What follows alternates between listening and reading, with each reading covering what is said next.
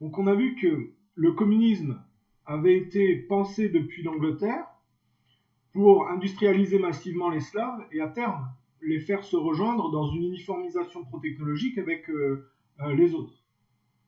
Donc effectivement, quand on regarde comment est pensée la révolution bolchevique, Staline s'engage avec des juifs dans cette révolution avec des fonds anglais.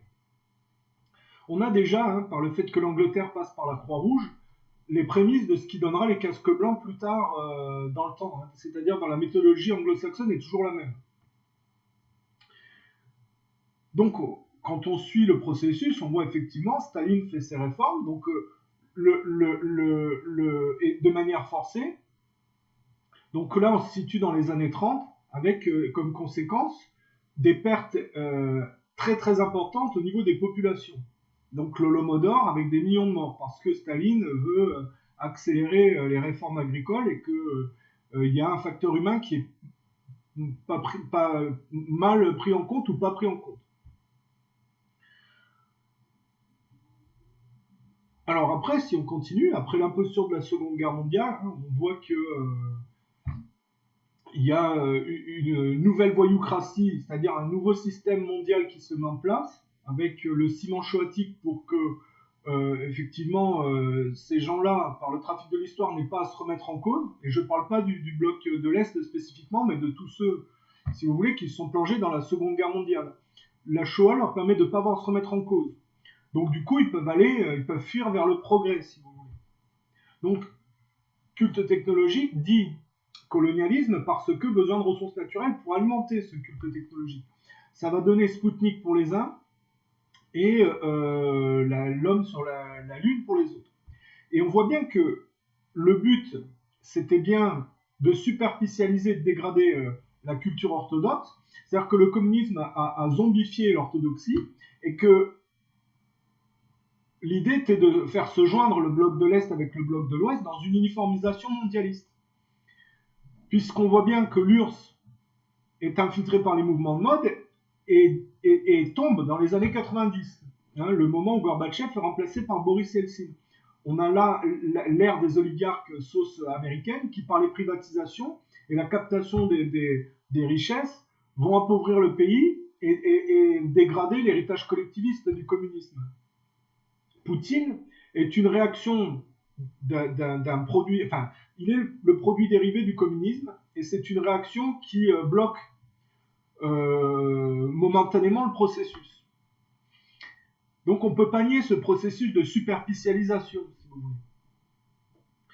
Et on peut pas nier non plus que la Shoah est l'exploitation par certains de la voyoucratie collective qui se complaît dans le culte de la science au détriment de la morale.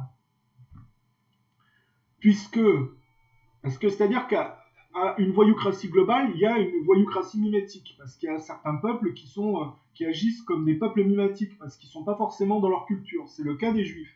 Donc à une voyoucratie collective correspond une voyoucratie mimétique qui exploite et qui est un bout de tableau, si vous voulez. Donc la Shoah a été mise en place sur l'hypocrisie des goïs à se complaire dans des voyoucraties pro-technologiques. Ça a été mis en place pour exploiter ça, si vous voulez, en tirer le plus de profit, et surtout pour accélérer l'inversion des valeurs. Ça veut dire que, du coup, il n'y aura pas de remise en question, si on suit l'idéologie, de la fuite en avant vers le progrès.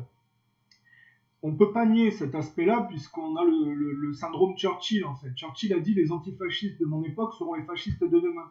Et aujourd'hui, on voit bien que Poutine bloquant ce processus, en voulant arrêter la saignée et la décadence, pas de part en 1, pas de part en 2, vous voyez, il y a dans la compétition colonialiste des uns et des autres, l'Occident est plus dans la dérive aliénée. C'est-à-dire qu'ils en sont à financer des terroristes en prétendant être victimes pour maquiller leur ingérence, sous couvert en plus d'antiracisme et de droits de l'homme. Et on voit bien que par la médiation de la Syrie, où ils s'affrontent mimétiquement, les Russes combattent contre les terroristes financés par l'Occident, et avec les casques blancs. On retombe sur le fil dérivé, si vous voulez.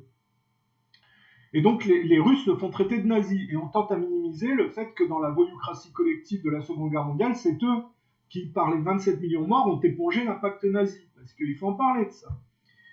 Et donc c'est pour ça que ça râle en ce moment. Alors, après, on peut décliner, c'est-à-dire qu'on voit bien que l'URSS est morcelé et l'Occident s'accapare des morceaux, par exemple l'Ukraine, hein, qui est assimilée progressivement. Et la contamination et la superficialisation, parce qu'elle est poursuivie de génération en génération, ne s'arrête pas. Donc, après l'Ukraine de Boubka, on a l'Ukraine Gate, c'est-à-dire la dislocation fratricide entre les pro-occidentaux et les pro-russes. Avec, vous voyez, les fémènes, hein, pipi sur le portrait des gens, vive l'homosexualité, et avec le toupet de se prétendre le progrès. Donc on voit bien que les pro-occidentaux sont dans une aliénation de fuite en avant, si vous voulez. On ne peut pas nier ces phénomènes-là quand on fait un travail correct. Alors on peut revenir en arrière, on peut dire que le catholicisme a été progressivement économiquement remplacé par, à travers les guerres de religion et le protestantisme, une économie industrialiste. Et comme le protestantisme est une appréhension superficielle de la chrétienté par rapport au catholicisme, qui n'est pas parfait, hein, c'est évident, eh bien ça va produire des économies très superficielles qui vont très vite être, si on décline l'ère Internet, hein, l'ère de la technologie judo-protestante, ça amène une très grande pornographie, une très grande violence, si vous voulez. Donc, plus le protestantisme va développer son économie et industrialiser les populations, plus il va y avoir une superficialité, une violence qui va s'exprimer par des guerres de masse. Et comme le psychisme est à la régression, sur l'autel du culte de la science, on ne fait pas d'efforts spirituels. Donc on se dévirilise dans le culte de l'objet de compensation, si vous voulez. On perd la puissance spirituelle. Donc en fait, les juifs sont les bénéficiaires parce que dans leur rapport émancipatif, il y a les circoncisions qui fait qu'ils sont soumis intergénérationnellement très tôt. Donc ils se complaisent dans un matérialisme de soumission. Mais les autres, qui sont censés s'extraire de ça normalement s'ils devaient pratiquer le christianisme correctement, ben finalement, en se complaisant dans le narcissisme possessif, ils se dévirilisent. Et le peuple juif prend de plus en plus de relief sur le fait que les autres font pas d'efforts. On voit que certains rabbins sont lucides sur la connerie, l'égarement des goïs, puisque certains disent les technologies, nous on n'y touche pas. Et puis le blond aux yeux blancs, on va le regarder à la loupe, le colon. Mais il ne faut pas non plus oublier que il y a la partie mimétique juive voyoucrate qui correspond à la voyoucratie occidentale qui encourage dans la déportation dans le mauvais sens, si vous voulez. Donc il faut faire attention avec le discours des rabbins, parce qu'ils critiquent effectivement les goïs, mais ils influencent dans le mauvais sens, parce qu'ils sont une sous-version, en fait. Ou alors, quand ils font pas l'erreur, ils restent en dehors pour tirer bénéfice de ça, parce que du coup, c'est eux qui sont les bénéficiaires. Après, d'un autre côté, si tu essayes de raisonner les goïs, tu as un phénomène de blocage. Donc, on est dans une situation particulièrement étrange, si vous voulez.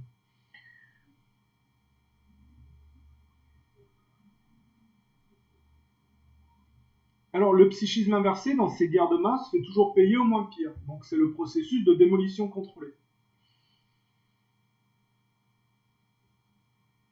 Et on peut analyser le processus historique à tous les niveaux. Hein. C'est-à-dire, par exemple, Kennedy qui est en porte-à-faux et qui veut bloquer le processus, parce qu'il a des positions un peu plus vertueuses, bon, il se fait éliminer, parce que le poids collectif va à la voyoucratie de fond, si vous voulez.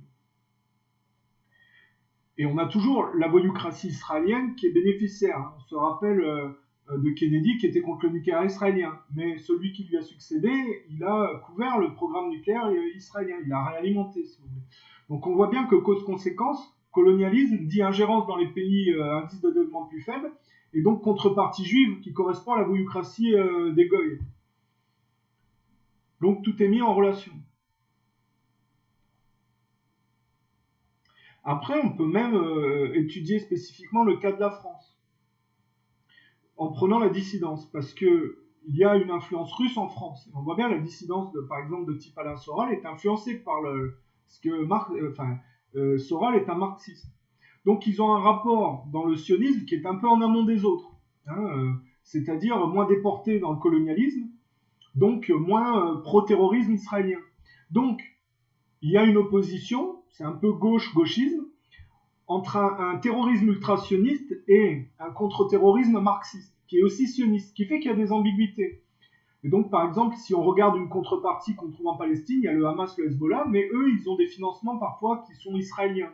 Parce qu'il y a une ambiguïté, parce qu'effectivement, quand on lutte contre le terrorisme par la violence, il y a une ambiguïté. Et comme certains sont des champions du divisé pour Murini, ils ont tendance à préférer continuer à alimenter les conflits plutôt que de miser sur les gens pacifiques. Hein, on a vu à un autre niveau, Chamberlain, il n'a pas eu son mot à dire pendant la Seconde Guerre mondiale, si vous voulez. Donc, les gens qui sont influencés par le marxisme seront plus lucides sur le sionisme et seront plus dans une contrepartie qui luttera contre le terrorisme ultra-sioniste.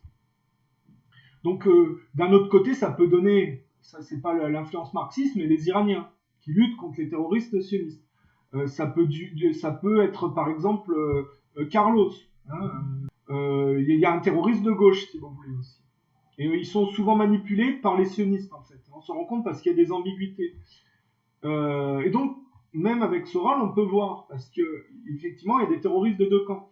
Quand Soral, qui est un marxiste, dit au moins Ben Laden, c'est bien, avant de se raviser, il n'a pas identifié, parce qu'il y a une porosité, que Ben Laden était financé par la CIA dans l'imposture de la guerre aux terroristes c'est-à-dire il finance des terroristes en présentant des victimes pour cacher qu'ils continuent leur ingérence, si vous voulez. Donc Soral s'en rend compte, après coup, mais il fait encore des erreurs. C'est-à-dire que, par exemple, il s'identifie ou il défend Erdogan, qui lui est du côté de Daesh, donc du côté du terrorisme israélien.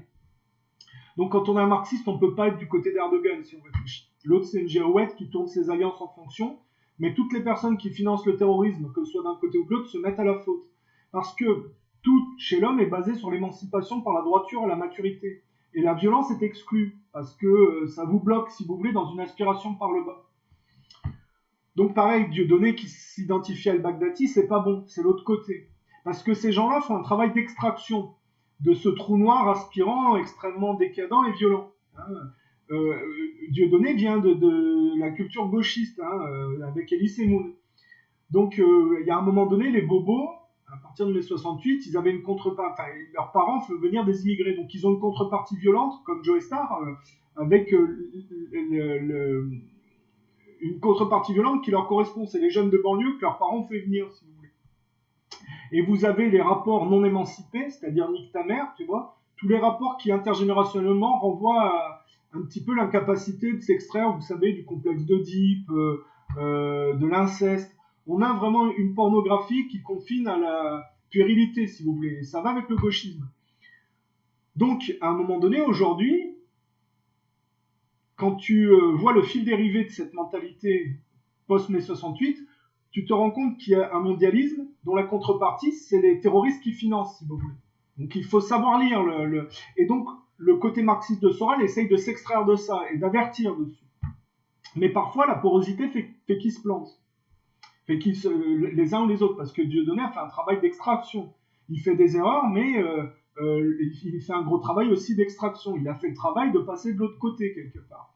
Il reste encore du boulot, visiblement. C'est comme les crypto-monnaies. À un moment donné, si tu dis dans le sketch de Jupiton, le franc remplacé par l'euro, c'est une arnaque. Et que tu dis, et pourquoi pas Jupiton, monnaie d'extraterrestre avec des cailloux. Ça veut dire que tu as identifié que plus on va, plus les monnaies, c'est des fausses monnaies. Mais si tu comprends pas que l'ère Internet produit des monnaies artificielles, jetons de casino des sociétés de loisirs mondialistes, ça, c'est les crypto-monnaies, si tu veux. Donc, tu peux pas faire le sketch de Jupiton et en même temps faire les crypto-monnaies. Quelque part, il y a une contradiction. Donc, il y a encore du boulot au niveau de la dissidence parce que il faut les remettre dans leur contexte.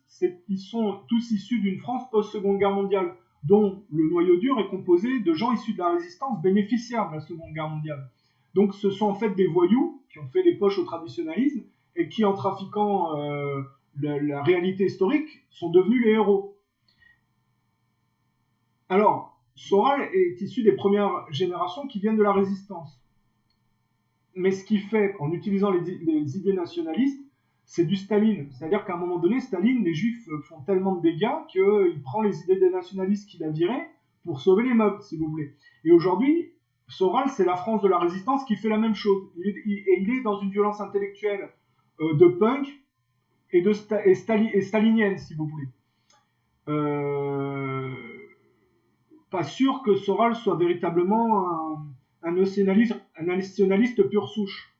Il a une vision élitiste des fois, il prend des idées nationalistes, mais il est surtout un type de gauche, si vous voulez. Donc ça lui joue des tours, parce que l'affaire Binti, oui, il y a une porosité, et à chaque coup que tu fais une erreur, tu vois, tu te fais piéger. Par exemple, Charlie Hebdo, c'est ce fond de tableau qui a une contrepartie terroriste, et tu peux pas te battre contre eux avec les armes de leur vulgarité, ce qui fait que Shoah Outé, ben, finalement, ça finit par attraper Soral, si vous voulez. C'est pour ça que je suis pas pour le MMA, parce que ça veut dire qu'il y a un conflit qui s'éternise, tu vois, la gauche et le gauchisme qui passent leur temps à se tirer dessus, et ils n'arrivent pas à se séparer, et donc ça se finit en pugilat. Et ça, je crois pas que ce soit la solution, si vous voulez. Voilà. Après, il faut voir les références aussi de cette dissidence.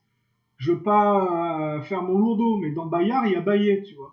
Dans Jeanne d'Arc, elle finit brûlée par les Anglais. Spartacus, il n'a pas gagné. Donc à un moment donné, leur référence, c'est un peu le français perdant, quoi. Et c'est pour ça, moi, j'essaie de développer des idées comme le positivisme gréco-romain, l'émancipation par la droiture. Le christianisme, je le mets comme je le comprends, c'est-à-dire je m'arrête pas au type qui est crucifié, tu vois, et qui finit par une rébellion qui a mal terminé. Parce qu'on peut se dire, le processus catholique, ça ressemble quand même à ça, tu vois, finalement.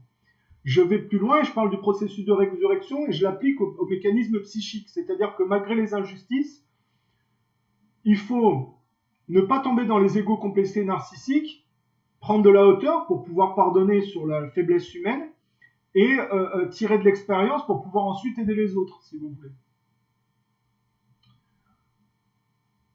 Donc je ne peux pas encourager à la violence et au conflit. Mais vous voyez que quand on a les bonnes clés de lecture, on peut voir le processus historique.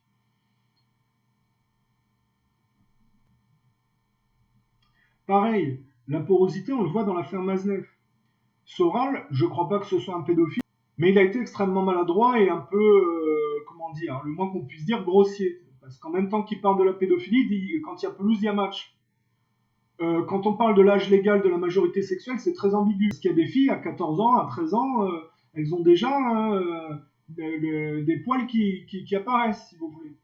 Donc, à un moment donné, Soral, c'est extrêmement maladroit, parce que c'est pas un pédophile, mais à un moment donné aussi, il dit « Ah, j'ai des lettres des petites amourettes de Maznev ». Comme si le pauvre type de 60 balais, c'est la victime d'une gamine de 15 ans, parce que l'autre, elle veut connaître la vie. À un moment donné, le type de 60 ans, il n'a pas d'excuse. C'est à lui de gérer les gamines. Hein, moi, j'ai dit une gamine de 15 ans, parce qu'elle est attirée par des types qui est un peu expérimenté, on va dire. Avec Maznev, il faut voir ce que ça veut dire expérimenté, tu vois. À un moment donné, c'est une fessée, tu retournes chez toi, mais le type de 60 ans, il est censé avoir cette façon de penser. Donc c'est pas le pauvre petit manipulé par Lolita. À un moment donné, tu es censé te concentrer, te maîtriser. À 60 ans, t'es plus un gamin, tu vois. Donc excusez-moi, Soral, il est ambigu. Voilà.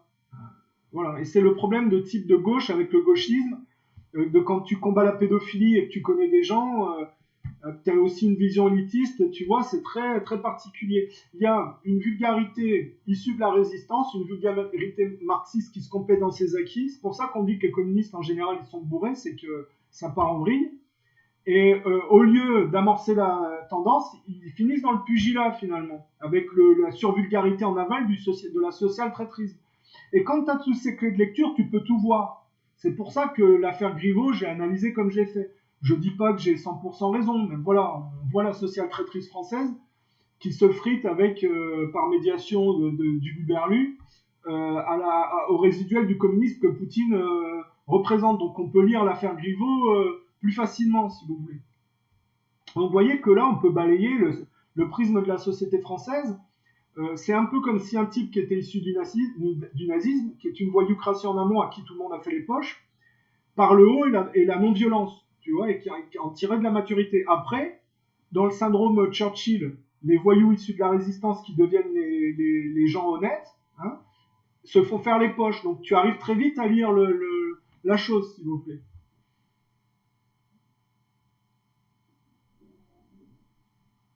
Alors après, chacun est à son niveau. Moi, je suis pas un pro ceci ou pro cela. J'ai une règle d'émancipation par la droiture et la maturité, elle peut s'appliquer à tout le monde, à condition que les gens veuillent faire des efforts. c'est plus compliqué pour certains que pour d'autres parce qu'ils partent de plus bas.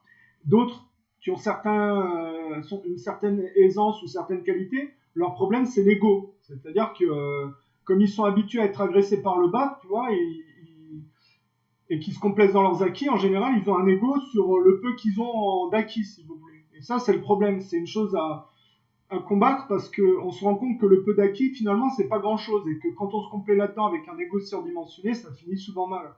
Il faut être très humble et très exigeant. Voilà. Avec soi-même.